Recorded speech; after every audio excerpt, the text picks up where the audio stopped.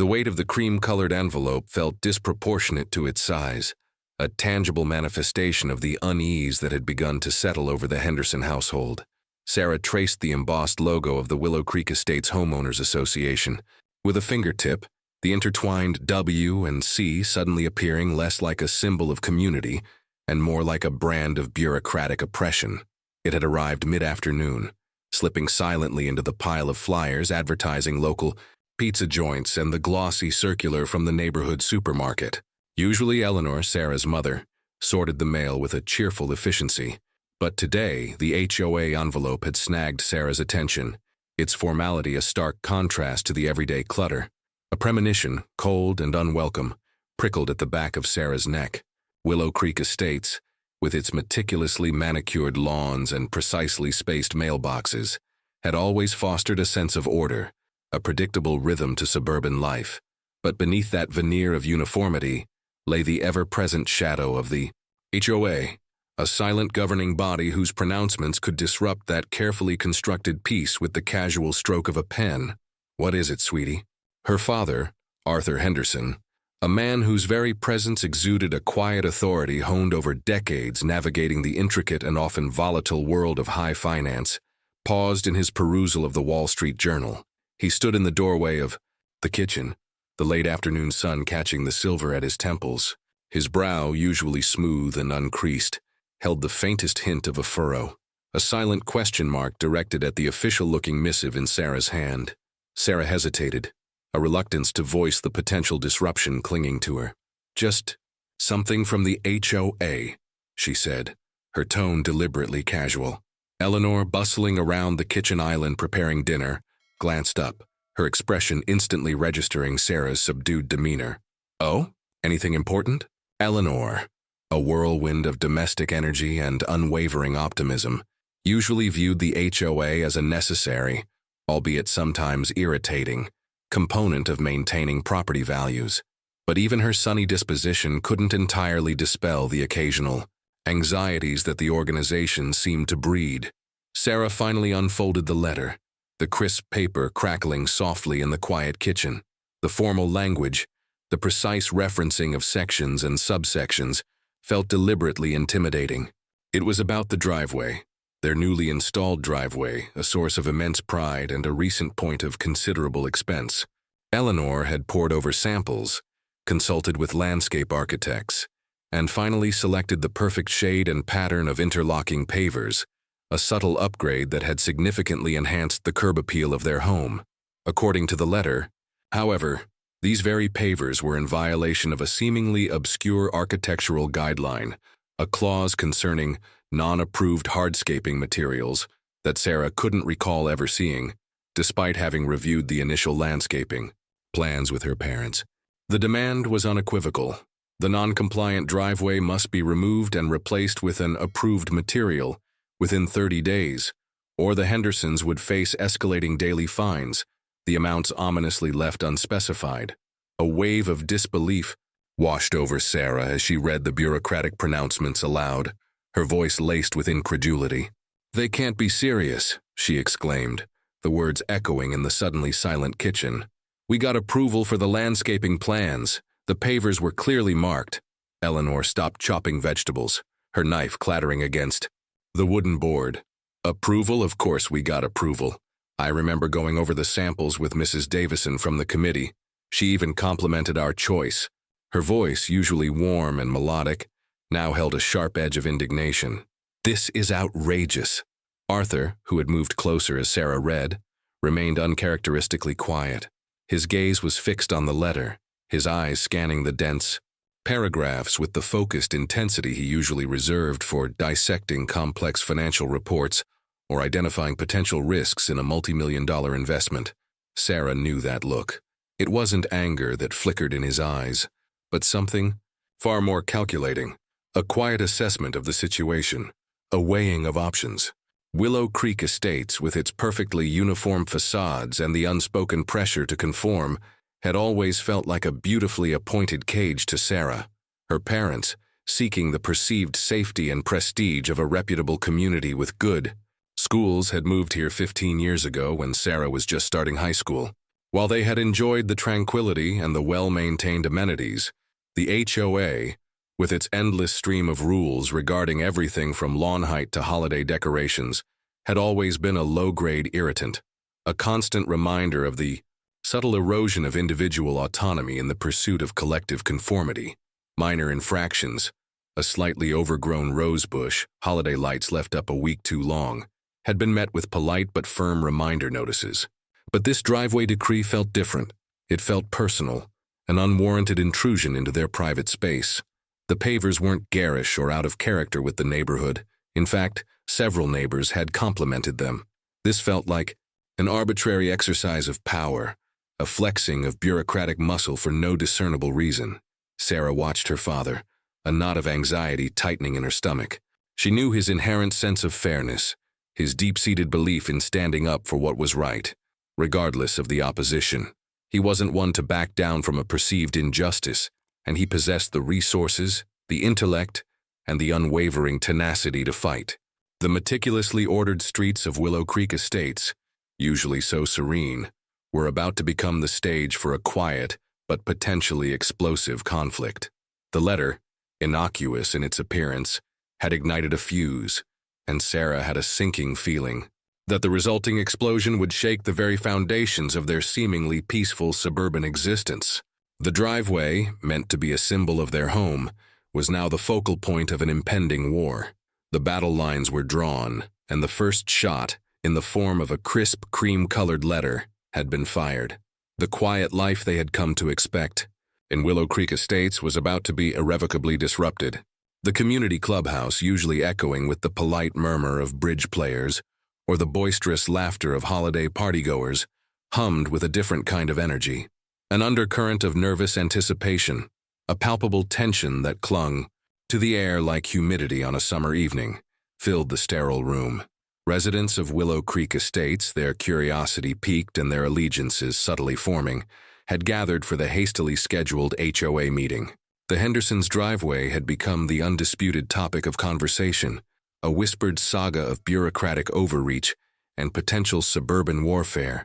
Arthur and Eleanor Henderson sat in the front row, their posture a study in quiet resolve. Eleanor, usually vibrant and expressive, held herself with a stiff dignity, her hands clasped tightly in her lap.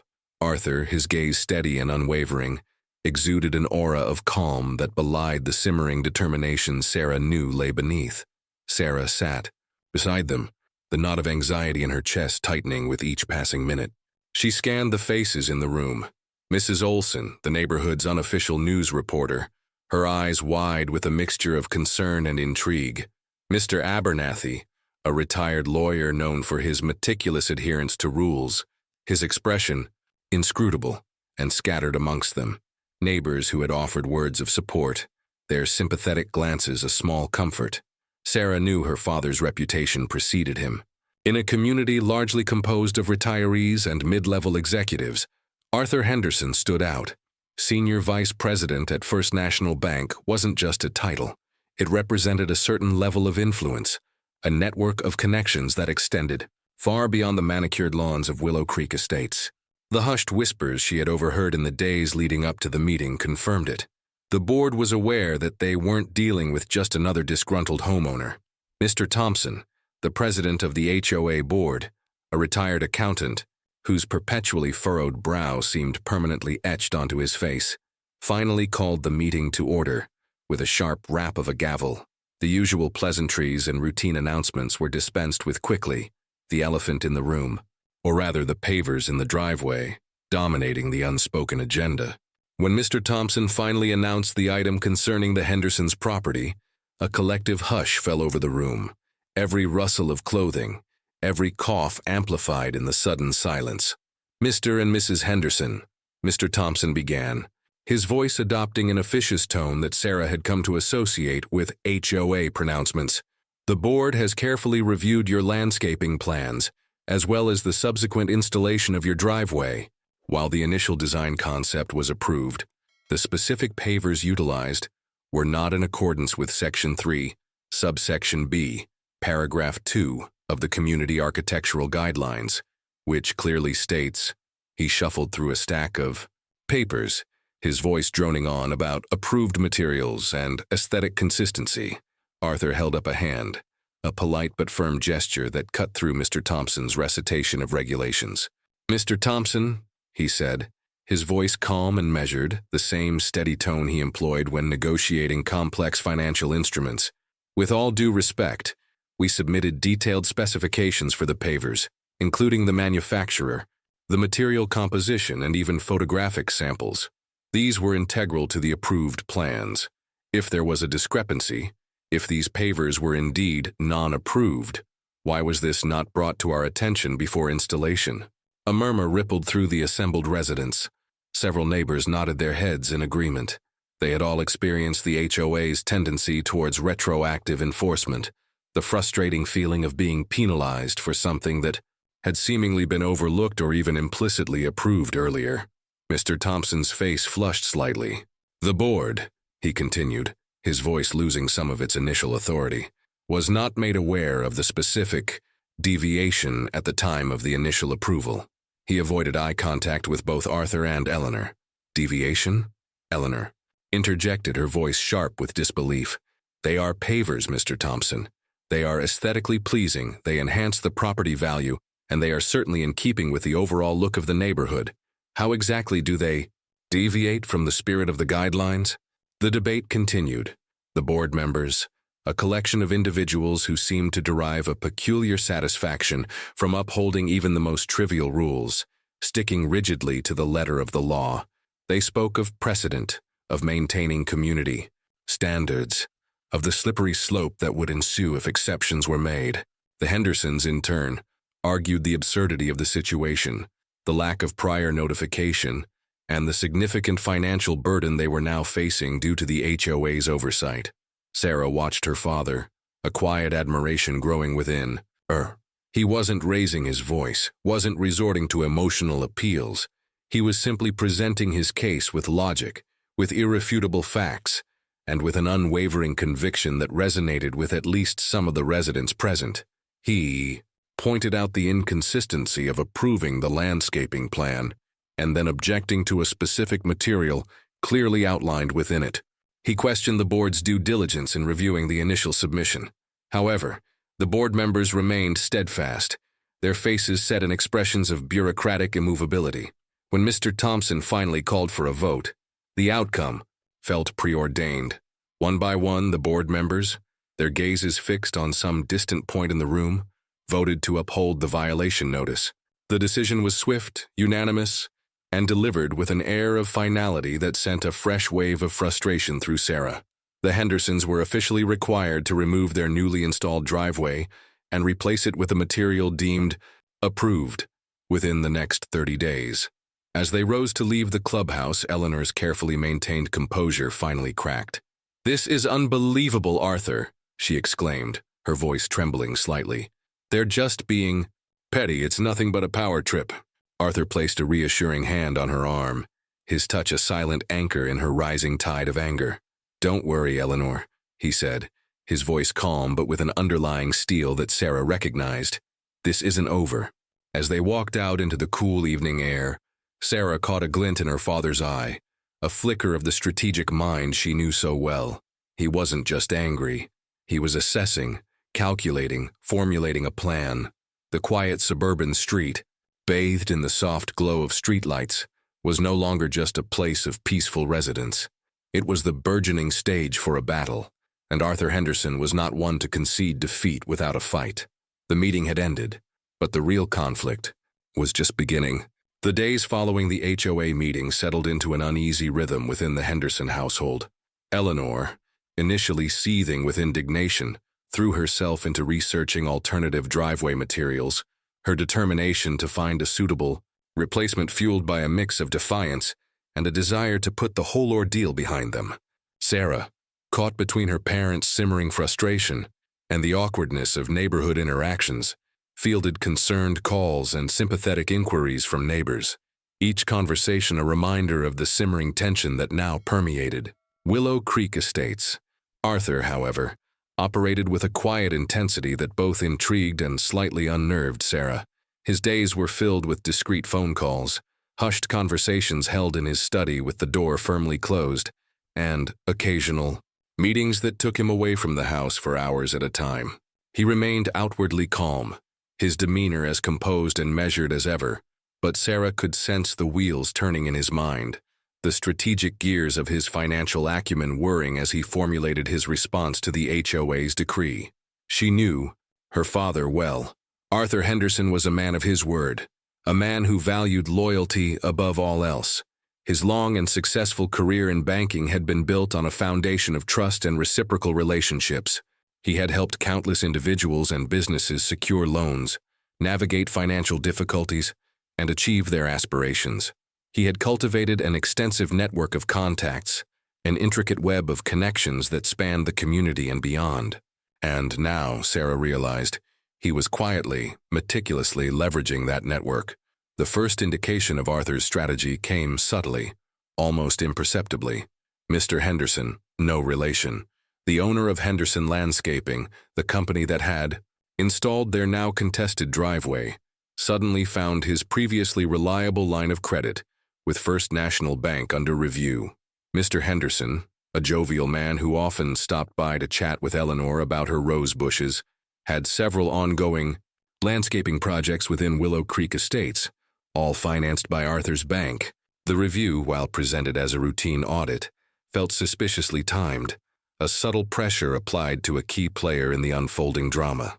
Shortly thereafter, Mrs. Davies, a prominent figure in the community's social circles who was in the process of refinancing her mortgage with First National, received a polite but firm email from Arthur's office requesting additional documentation to expedite her application. The request, while not unreasonable in itself, struck Mrs. Davies as unusual, given her long-standing relationship with the bank and the seemingly straightforward nature of her refinance. She voiced her concerns to Mrs. Miller, the HOA treasurer. During their weekly book club meeting, the seeds of doubt subtly sown, the whispers began again, circulating through the manicured streets and meticulously maintained gardens of Willow Creek Estates. But this time they carried a different tone, an undercurrent of unease that replaced the initial curiosity. The HOA board members, once figures of unquestioned authority, began to feel a subtle shift in the atmosphere. Friendly greetings seemed a little less warm, casual conversations a little more strained. The comfortable predictability of suburban life was being disrupted by an invisible force, a quiet campaign of influence that was slowly but surely tightening its grip. Sarah overheard snippets of conversations between her parents, cryptic exchanges that hinted at the intricate web her father was weaving. "Did you speak with David at the golf club?" Eleanor asked one evening, her voice low. "Yes," Arthur replied calmly, his eyes reflecting the soft glow of the lamp beside his armchair. "He understands the situation. He's been having his own issues with the architectural committee." Regarding his fence, Sarah realized her father wasn't just fighting his own battle. He was tapping into the deep well of underlying frustrations and resentments that simmered beneath the seemingly placid surface of Willow Creek Estates. The HOA, in its zealous enforcement of minor rules and its often arbitrary exercise of power, had inadvertently created a pool of discontent, a reservoir of grievances that Arthur was now quietly drawing upon. His approach was far from confrontational. There were no public pronouncements, no angry outbursts, no overt threats. He operated with a quiet efficiency, a strategic precision that was both impressive and slightly unsettling. He was simply allowing the natural consequences of his influence to unfold, a subtle but powerful force that exerted pressure where it would be most effective, on the financial well-being and the social standing of those who held positions of power within the HOA. The quiet campaign was a slow burn, a gradual tightening of the screws that was designed to make the board members reconsider their stance, not out of fear, but out of a growing awareness of the potential ramifications of their actions. Arthur knew that public humiliation would only harden their resolve. Instead, he was appealing to their self-interest, reminding them of the interconnectedness of their lives, the delicate balance of power and influence within their seemingly idyllic community. As the days passed, the tension in Willow Creek Estates continued to build, a silent storm brewing beneath the surface of manicured lawns and polite smiles. The driveway, initially a source of pride and aesthetic enhancement, had become a symbol of a larger conflict, a focal point for the simmering power struggle between the HOA and a homeowner who refused to be bullied. And Sarah, watching her father's quiet campaign unfold, knew that the outcome of this battle would not only determine the fate of their pavers, but would also reshape the very fabric of their suburban existence. The quiet campaign was underway, and the once predictable rhythm of Willow Creek Estates was about to be irrevocably altered. The first tangible sign that Arthur's quiet campaign was taking root manifested in a hastily convened emergency meeting of the HOA board. Sarah learned about it through the ever-reliable grapevine of Mrs. Olson, whose penchant for neighborhood gossip was matched only by her genuine kindness. According to Mrs. Olson, whose information usually proved remarkably accurate, the atmosphere at the unscheduled meeting had been anything but harmonious. Apparently, Mr. Henderson, the landscaper, had attended, his usual jovial demeanor replaced by a nervous formality. He had expressed his concerns about the sudden and unexpected review of his business's line of credit with First National Bank. He had politely, but firmly, pointed out the potential disruptions and cost overruns that could impact several ongoing landscaping projects within Willow Creek Estates if his financing were to be affected. The implication, though unspoken, hung heavy in the air.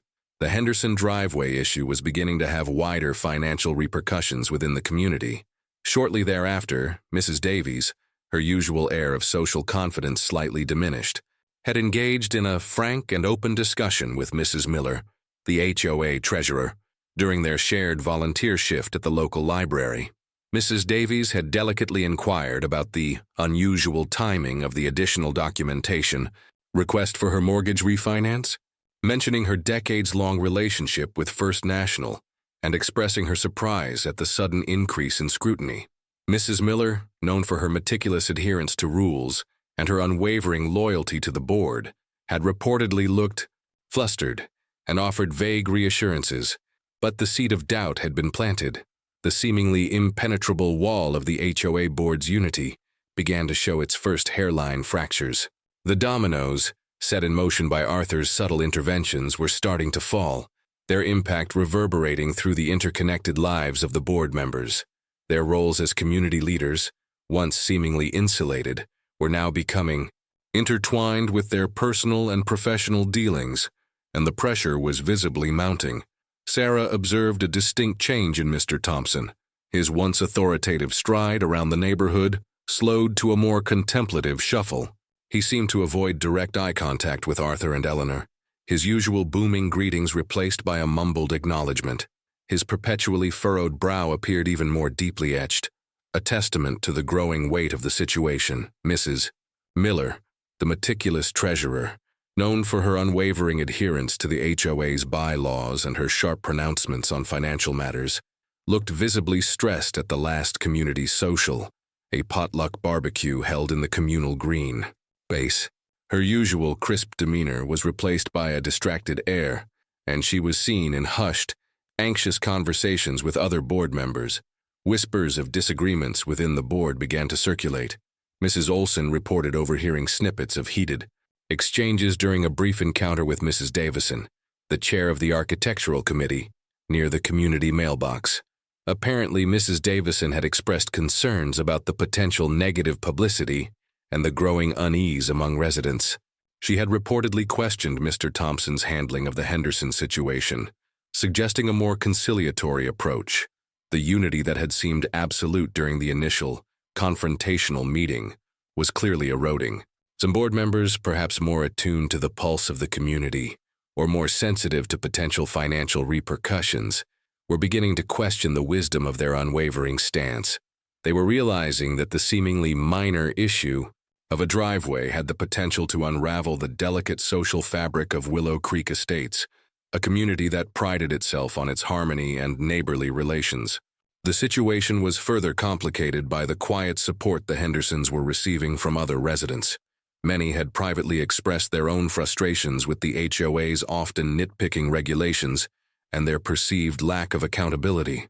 The Hendersons' defiance, while initially surprising, was now seen by some as a stand against arbitrary authority, a fight for the rights of individual homeowners.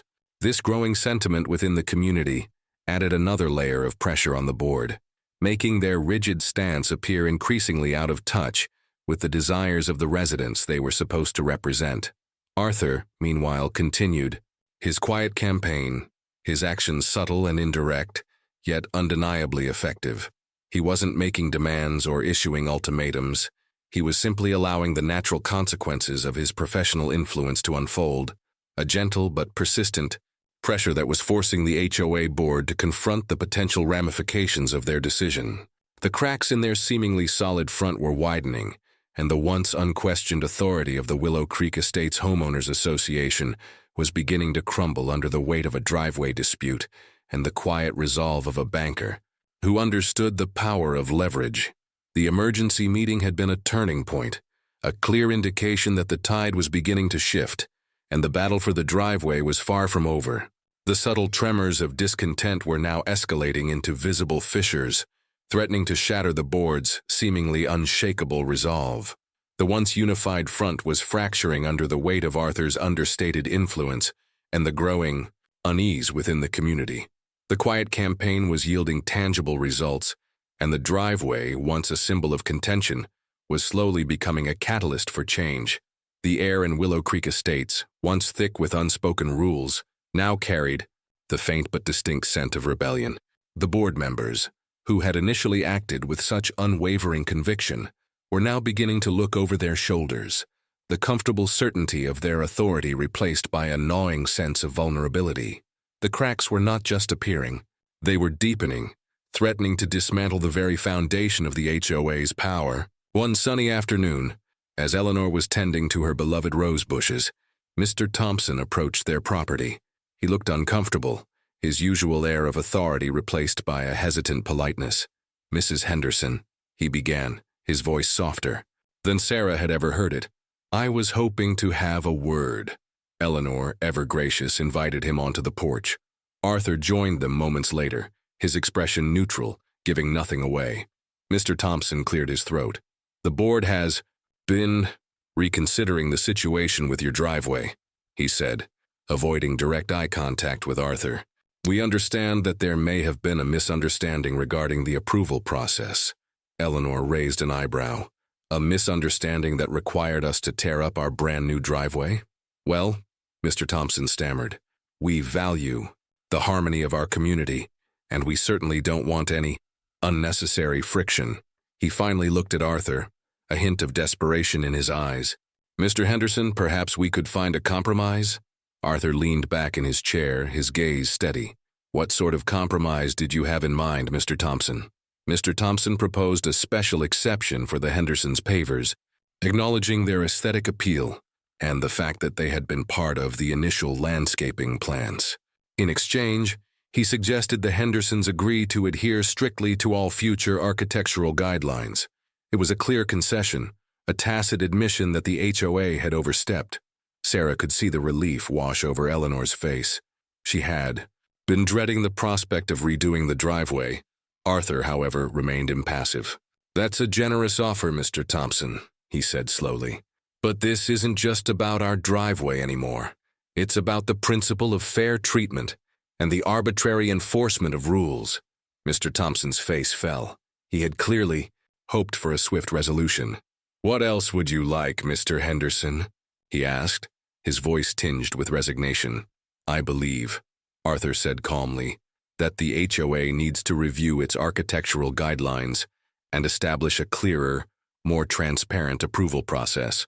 Furthermore, there needs to be a mechanism for appealing board decisions without fear of reprisal." Mr. Thompson looked aghast. "That would involve a complete overhaul of our procedures." "Perhaps," Arthur replied, his tone unwavering, "but it would ensure that no other homeowner faces a similar situation in the future." Sarah watched the exchange, a sense of pride swelling within her. Her father wasn't just fighting for himself, he was fighting for the entire community. The next HOA meeting was a far cry from the tense standoff of the previous one. The atmosphere was subdued, almost somber. Mr. Thompson looked like a man who hadn't slept in days, and several other board members avoided the Hendersons' gaze. Arthur's suggestions had clearly been taken seriously. He had subtly but effectively, reminded the board of their accountability to the community and the potential consequences of alienating its residents. Mr. Thompson opened the floor for discussion on the architectural guidelines. Several homeowners, emboldened by the Hendersons' stand, voiced their own frustrations with the current system. Stories of delayed approvals, inconsistent enforcement, and a general lack of transparency filled the room. The tide had turned. The seemingly monolithic authority of the HOA was crumbling under the weight of its own rigidity and the quiet pressure exerted by Arthur. A motion was proposed to form a committee to review and revise the architectural guidelines, ensuring a clearer and more equitable process. The motion passed unanimously. Another motion was introduced to establish a formal appeal process for board decisions. It also passed without dissent. Mr. Thompson, his voice weary, addressed the Hendersons directly. "Mr. and Mrs. Henderson," he said, "the board sincerely apologizes for the inconvenience and frustration you have experienced. We acknowledge that the situation could have been handled better." Eleanor accepted the apology with a gracious nod. Arthur simply said, "Thank you, Mr. Thompson. I believe these changes will benefit the entire community." The meeting concluded with a sense of resolution, a feeling that a corner had been turned. The driveway showdown had not only saved the Hendersons' pavers but had also sparked a much-needed reform within Willow Creek Estates. The changes within the HOA were gradual but significant. The new Architectural Review Committee, comprised of a diverse group of homeowners, worked diligently to revise the guidelines, making them clearer, more reasonable, and less open to arbitrary interpretation. The newly established appeal process provided a much-needed safety net for residents who felt unfairly treated. The atmosphere in Willow Creek Estates began to shift. Neighbors who had previously kept their grievances to themselves now felt empowered to voice their opinions. Community events became more collaborative, less dictated by the HOA board. Sarah noticed a change in her parents as well. The stress and frustration of the driveway dispute had faded, replaced by a quiet satisfaction. They had not only defended their own property rights, but had also contributed to a positive change in their community. The story of the banker who froze the HOA's loans became a local legend, whispered with a mixture of awe and amusement. While Arthur never publicly boasted about his actions, the subtle shift in power within Willow Creek Estates served as a clear testament to his influence. Other HOAs in neighboring communities, facing similar complaints from their residents, began to take notice. The Willow Creek Estates saga served as a cautionary tale, a reminder that even seemingly all-powerful organizations are accountable to the people they serve. Sarah realized that her father's actions had had a ripple effect, extending far beyond their driveway and their community. He had shown that even in the face of bureaucratic intransigence, individual action, when coupled with strategic thinking and a commitment to fairness, could bring about meaningful change. A full year had spun its way through the season since the driveway showdown had reached its somewhat unexpected resolution. The Hendersons' interlocking pavers, initially a source of such contention and frustration, now lay settled and weathered, a familiar and accepted feature of their property. They had become more than just a driveway. They were a silent testament to a battle fought, and perhaps more importantly, to the positive changes that had rippled through Willow Creek Estates. In its wake, the HOA, once perceived as an unyielding and somewhat arbitrary authority, had undergone a significant transformation. The revised architectural guidelines, the product of countless hours of deliberation by the newly formed homeowner committee, were now in effect. They were clearer, more specific, and crucially, included a transparent and accessible appeal process. The fear of unilateral and unchallenged decisions had largely dissipated, replaced by a sense of greater accountability and responsiveness from the board. Mr. Thompson, while still serving as president, had adopted a markedly different approach. The imperious air that had once characterized his interactions with homeowners had softened, replaced by a more collaborative and even deferential demeanor, particularly in his dealings with Arthur. He had on several occasions sought Arthur's counsel on financial matters related to community projects, a tacit acknowledgement of the banker's influence, and a clear sign of a shift in the power dynamics within Willow Creek Estates. The once unbridgeable gap between the HOA board and the homeowners had narrowed, fostering a greater sense of partnership in maintaining the community. Sarah had found her own perspective on Willow Creek Estates evolving. What had once felt like a restrictive environment now held a different resonance. The shared spaces seemed more genuinely communal, the interactions between neighbors less guarded. The driveway dispute had, paradoxically, fostered a greater sense of unity, born from a shared experience of challenging the status quo and witnessing positive change. The air felt lighter, the unspoken rules less oppressive. The story of the banker who froze the HOA's loans had indeed become a local legend, recounted in hushed tones at neighborhood gatherings, often accompanied by a mixture of awe and amusement. While Arthur never publicly discussed his methods, the subtle but undeniable shift in the HOA's behavior served as a constant reminder of the quiet power he had wielded. Other HOAs in neighboring communities, facing similar rumblings of discontent from their residents, had reportedly taken note of the Willow Creek Estates saga, perhaps recognizing a cautionary tale in the consequences of unchecked authority. Life in the Henderson household had also settled into a new rhythm, one free from the undercurrent of stress and frustration that had defined the previous year. Eleanor's energy was once again focused on her garden and her community volunteering, her earlier indignation replaced by a quiet satisfaction. Arthur, ever the pragmatist, rarely mentioned the driveway incident, but Sarah occasionally caught a hint of quiet pride in his eyes, a subtle acknowledgement of the positive impact he had wrought. One balmy evening, as Sarah sat with her parents on their porch, the air thick with the scent of blooming jasmine and the soft chirping of crickets, she reflected on the transformative events of the past year. It hadn't been a simple or painless process. There had been moments of intense anxiety, simmering anger, and uncertainty about the outcome, but ultimately, their stand had not only preserved their own property rights, but had also sown the seeds for a more equitable and responsive community for everyone in Willow Creek Estates. "You know," Eleanor said softly, her gaze drifting towards the now familiar pattern of the pavers, bathed in the soft glow of the porch light. "Those pavers really do look lovely, don't they?" There was a genuine warmth in her voice, a complete absence of the lingering resentment that had once colored her remarks about their driveway. Arthur, who had been quietly reading, lowered his book and smiled, a rare and genuine smile that crinkled the corners of his eyes. "They do," he agreed, his voice carrying a hint of quiet satisfaction. "Sometimes, Sarah, you have to stand your ground. You have to fight for what's rightfully yours, even when the odds seem stacked against you." He paused, his gaze meeting Sarah's, "And sometimes, in fighting for what's yours, you end up making things a little bit better for everyone else along the way." Sarah looked at her parents, a deep sense of love and respect welling up within her.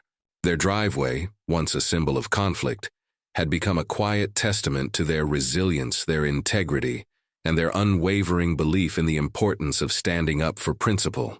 The battle had been fought not with Gromke Zayavlinia or public confrontations, but with a quiet strategic resolve that had ultimately reshaped the landscape of their suburban existence. And in the meticulously ordered world of Willow Creek Estates, a new normal had indeed emerged, one where the voices of individual homeowners carried more weight, where the rules were fairer, and where even a banker's understated influence could pave the way for meaningful and lasting positive change, all stemming from a seemingly insignificant dispute over a driveway. The quiet campaign had yielded a resounding victory, not just for the Hendersons, but for the very spirit of community. Within Willow Creek Estates, the new normal was one of greater transparency, increased accountability, and a renewed sense of empowerment among the residents, a direct consequence of a banker's quiet determination to defend his family's rights.